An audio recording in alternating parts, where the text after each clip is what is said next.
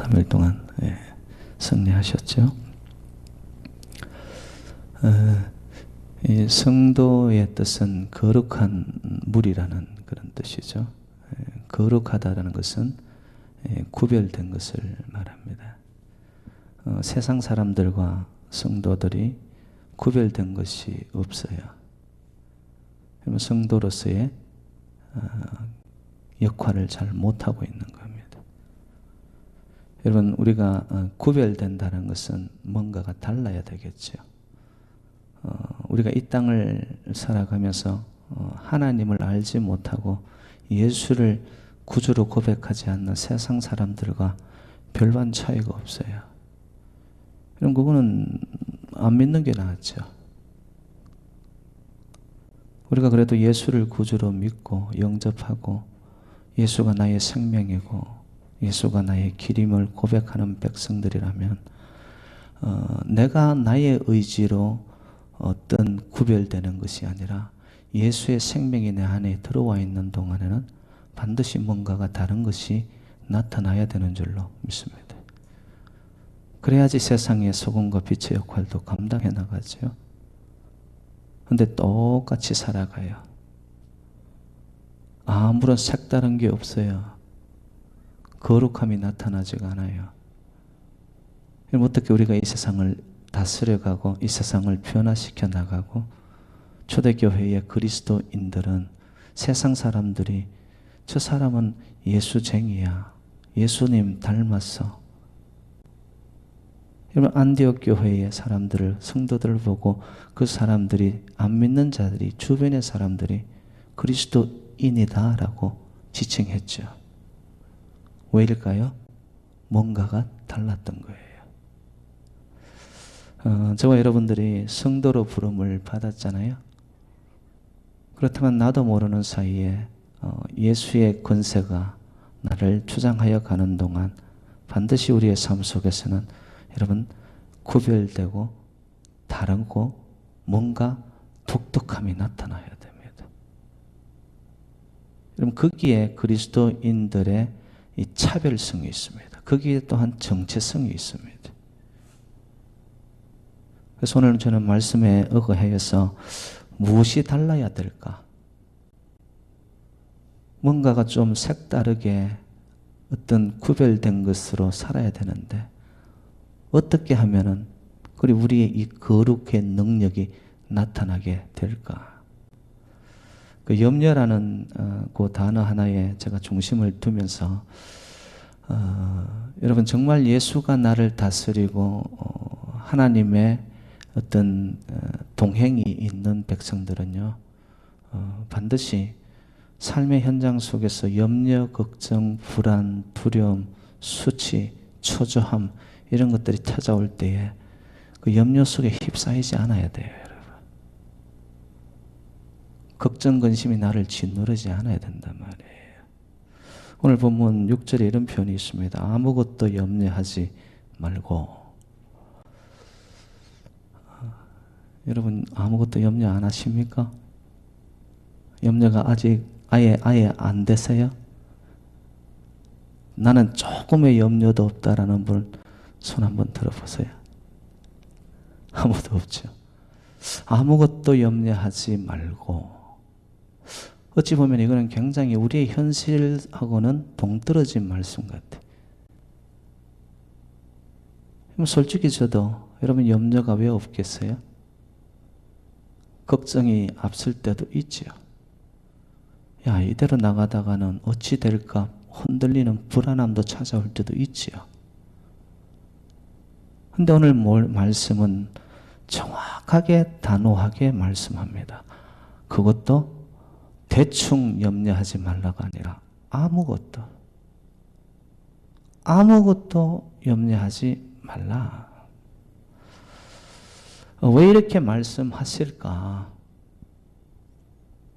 이런 것들을 우리가 좀 잘 이렇게 영의 눈을 떠서 받아들여야 되는 거예요. 저의 체험적으로 볼 때 여러분 염려는 쓰잘데기 없는 겁니다. 인간들이 염려하고 걱정하는 것에 여러분 40%는 과거에 일어난 것들이 잡혀 있다는 거예요. 과거는 it's over. It's done. 그것을 지금 와서 우리가 바꾸어 놓을 수가 없는 일이죠. 근데 거기에 잡혀서 과거를 살아가는 자들이 얼마나 많은지 모릅니다. 그때 그랬으면 내가 또 왕년에 뭐 이런 이야기 많이 하죠. 다 쓰잘데기 없는 이야기예요, 여러분. 40%. 그리고 56%는 아직도 일어나지 않은 일에 미리 앞당겨서 염려하고 걱정하는 거예요. 우리가 내일을 알 수 있어요, 없어요? 모르는 거잖아요. 어떻게 될지 nobody knows except God. 하나님만 아시고는 우리는 내일 어떤 일이 일어날지 우리는 어떻게 알아요? 근데 우리는 미리 내일을 모르니까 모르는 것에 대한 두려움이 앞서서 마음에 걱정, 근심하고 앉았더란 말이죠. 지혜롭지 못한 거잖아요, 여러분. 실질적으로 4%만이 현실성 있는 염려와 걱정이더라는 거예요, 여러분. 100% 중에서 4%는 너무나 미미한 거죠. 그런데 우리는 이 전체의 큰 것을 보고 과거의 일, 생겨나지도 않은 일, 이런 것에 잡혀가지고 마음이 눌려서 살아간단 말이에요. 그래서 저는 이 염려라는 것은 안 해도 될 일을 하는 거와 똑같다고 생각을 합니다.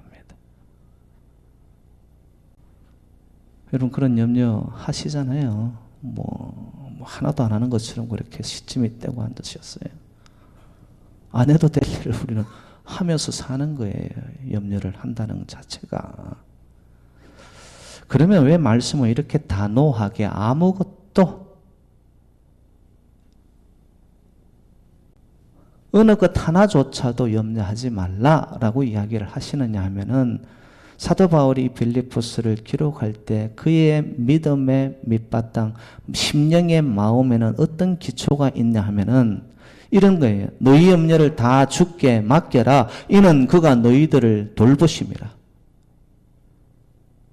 너희 염려를 다 주께 맡겨라. 이는 그가 너희를 돌보심이라. 여러분 하나님이 저와 여러분을 돌보심을 여러분 정말 믿으십니까? 아니 그냥 듣는 말씀으로 끝나지 말고 여러분의 마음의 중심의 삶의 현장 속에서도 이 말씀이 함께 가는 여러분 살아있는 말씀이 되기를 주님의 이름으로 축복합니다.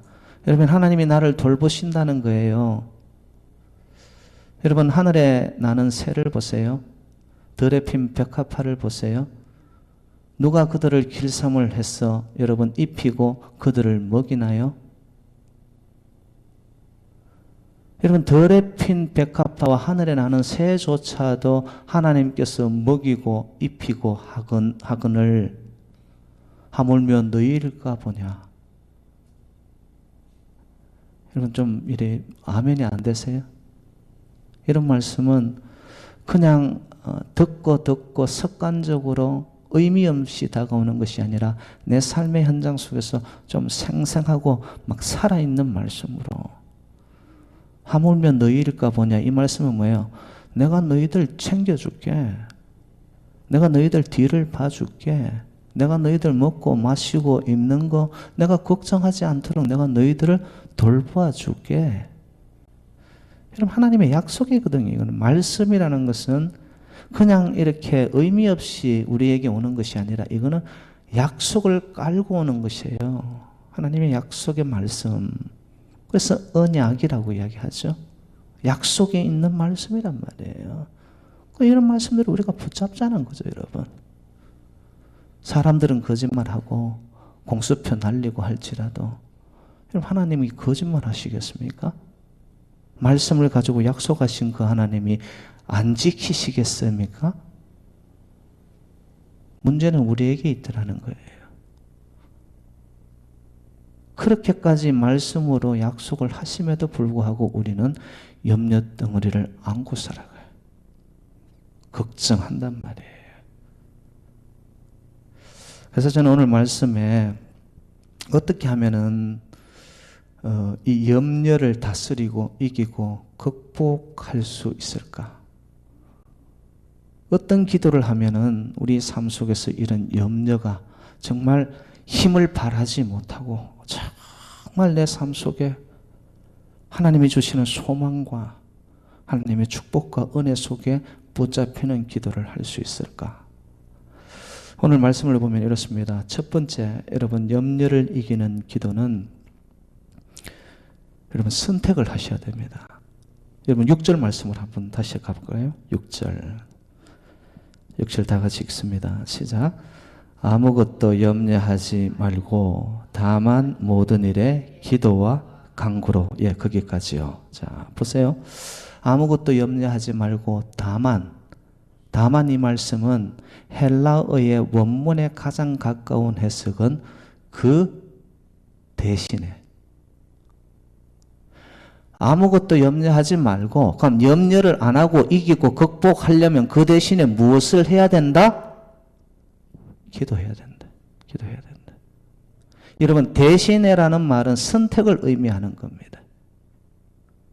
오늘 하루도 여러분들이 살면서 염려 속에 휩싸여 살아가는 것을 선택한 사람이 있는가 하면 염려가 왜 없겠어요? 걱정과 불안이 찾아오지만 그 불안을 뒤로 한 채 기도를 선택한 사람도 있을 거라는 거예요. 염려를 뿌리치려면 여러분 둘 중에 하나를 선택해야 돼요. 염려를 선택하는 자는 기도 안 하는 자죠. 그러면 기도하면 염려는 물러가는 거예요, 여러분. 선택의 문제더라는 거예요. 선택의 문제, 여러분. 염려하는 자의 특징이 있습니다. 이 사람들은 가만 보면은 여러분들이 주변에서 한번 봐요. 기도하는 것보다 말로 먼저 떠벌려 버려요. 말로 떠벌린다는 것은 사람한테 먼저 이야기한단 말이에요, 여러분. 이러니 저러니 되어진 일도 아직도 하나도 없단 말이에요. 근데 자기가 염려하여 이것을 못 이기니까 그냥 말로서 떠벌려 버려요. 지혜롭지 못한 거예요, 여러분. 근데 여러분 아세요? 말에는 힘이 있더라고요. 말을 자꾸 하잖아요. 안 좋은 말을 자꾸 하잖아요. 부정적인 말을 자꾸 하잖아요. 그러니까 그 부정적인 것으로 인해서 삶을 죽여나가요. 상대를 죽여나가요. 그러면 나는 살 것 같아요? 같이 죽어가는 거예요. 근데 기도는 뭐예요?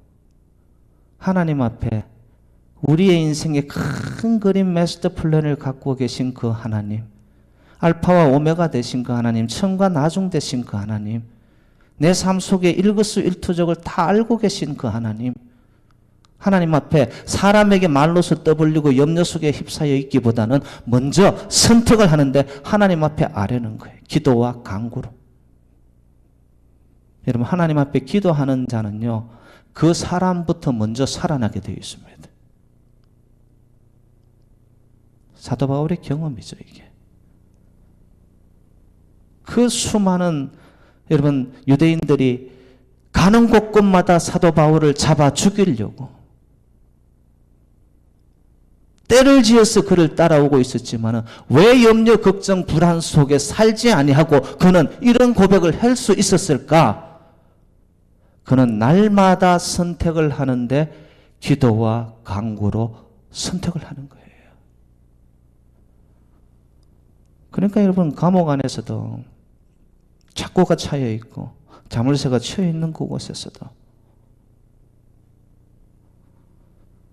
하나님 앞에 기도와 찬양하잖아요. 어떻게 되었어요? 인간의 방법으로는 일어날 수 없는 옥문이 열리고 옥토가 흔들리며 옥새가 풀려지고 하나님은 하실 수 있단 말이에요. 그러니까 여러분 염려하기보다는 여러분 기도하는 자가 되시고 기도를 먼저 선택하시기를 주님의 이름으로 축원드립니다. 기도는 예수의 이름을 신뢰하는 믿음의 행위예요. 믿음이 있기 때문에 염려보다는 내가 기도를 선택하는 거예요. 누구를? 예수 그리스도의 그 이름을 내가 믿는 거예요. 여러분, 나사렛 예수 그리스도 이름으로 명하였을 때에 어떤 일들이 일어났나요?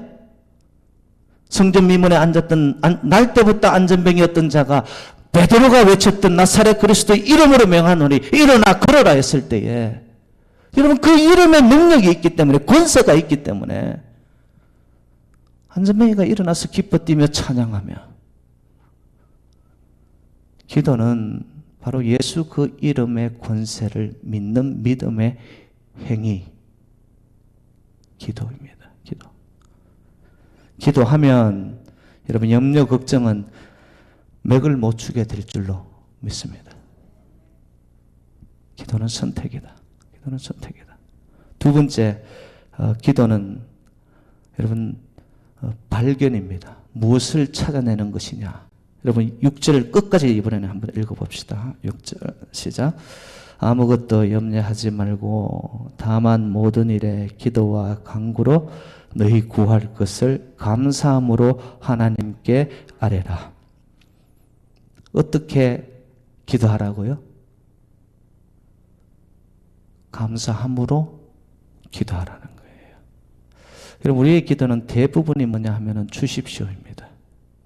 이거 해 주십시오, 저거 해 주십시오. 얼마나 그 소망을 안고 기도하는데 주실 줄 믿습니다 하면서 막 깨서 손이 막 하잖아요. 그죠? 근데 염려를 이기는 기도는 받더니만 하나님 앞에 엎드리는데 하나님이 이렇게 말합니다. 내가 지금까지 너에게 베풀어진 은혜와 축복이 얼마나 큰데 너는 또 달라고 하냐, 이 못난 자식아. 기도하려고 엎드렸는데 이상하게 뜻밖의 하나님의 감사가 은혜로 오는 거예요. 내가 살아있는 것이 감사인데, 지금 내가 기도하는 이 자리가 있다는 생명이 있음이 감사인데. 여러분, 정말 기도하는 자는요, 하나님 앞에 감사함으로 나아갑니다. 골로새서 4장 2절 말씀, 기도를 계속하고 기도에 감사함으로 깨어 있으라. 기도를 계속하는데, 지속적으로 하는데 그 기도의 내용을 봤더니면 감사함으로 하나님 앞에 깨어있는 자에게 하나님은 더 큰 은혜를 부어주시더라는 거예요. 여러분, 이것을 여러분들이 좀 기도 가운데 좀 만나셔야 돼요. 이게 하나님이 베풀어 주신 것이 얼마나 많은데도 불구하고 우리는 자꾸 하나님 앞에 더 달라고 여러분 쫄르기만 한단 말이죠. 믿음의 성숙을 가져온 자들은 하나님이 베풀어 주신 것이 얼마나 너무나 크기 때문에 하나님 앞에 감사함으로 나아가는데, 감사의 기도와 감사의 제사를 드리는데 하나님이 더 생각지도 않은 놀라운 뜻밖의 은혜를 보너스로 하나님은 허락하시는 풍성한 하나님이신 줄로 믿습니다. 여러분 자녀들도 보세요. 똑같은 자식인데도 부모의 심정은 동일하게 가잖아요. 공평하게 가는데도 한 놈은 계속해서 더 달래. 부족하대. 근데 한 놈은 봤더니만 어머니 아버지 감사해요. 저를 이렇게 키워주셔서 감사해요. 어머님 아버지가 없었다면 제가 어떻게 지금 있겠어요?